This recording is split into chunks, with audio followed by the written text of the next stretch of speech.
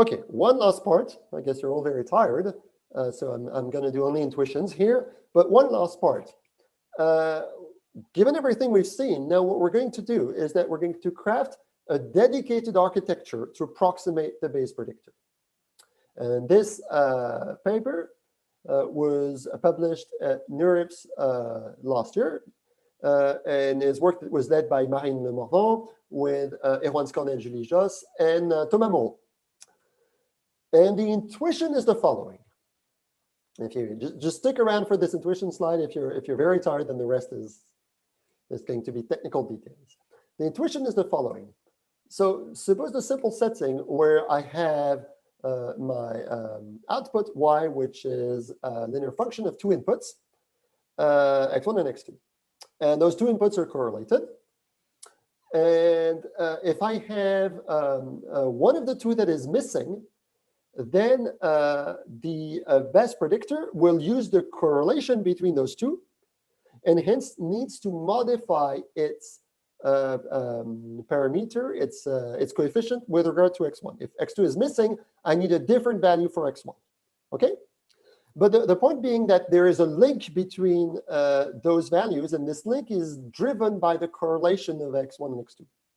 And in general, if I have multivariate data, it's going to be driven by the covariance of this multivariate data.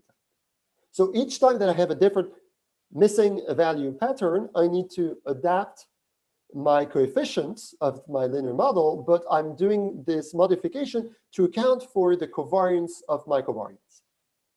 The challenge is that there's many of those missing data patterns, to the d possible missing data patterns. And if I need to learn independently all those coefficients, I'm falling back to the previous problem, which is I have many coefficients to learn, and it's hard. So we need to model the link between those coefficients. And for this, we're going to assume that we're in a linear model and that the data is generated with Gaussian covariance. And in missing completely at random settings, we can write the optimal predictor as follows. So what you're seeing here, so here we have a fairly standard linear model of the observed data. And here what we can see is that we have another term which uses the covariance of the observed data and the cross covariance of the missing data and the observed data to capture basically this link between the covariance. Okay, and so this term is really the important term here. It's really due to our Gaussian assumption on our data, and with this, we see it appear in our optimal predictor. Now we can go even a bit further, and we can look at other missing value mechanism, and for instance, a Gaussian self-masking where the data is my time over. Okay, I have time over. Okay, so then I'll just skip over this.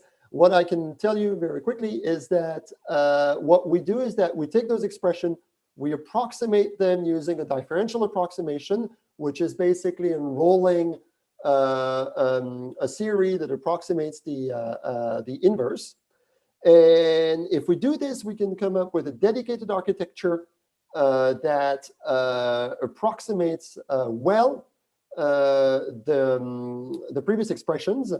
And the important thing is that this dedicated architecture works much better than MLPs, whether they're wide or deep, because it needs much less number of parameters to approximate well.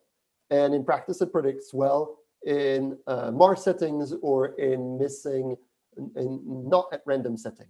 And it predicts better than expectation maximization or imputation when their assumptions are violated in non-Mars settings or in high dimension, because in high dimension, those procedures struggle.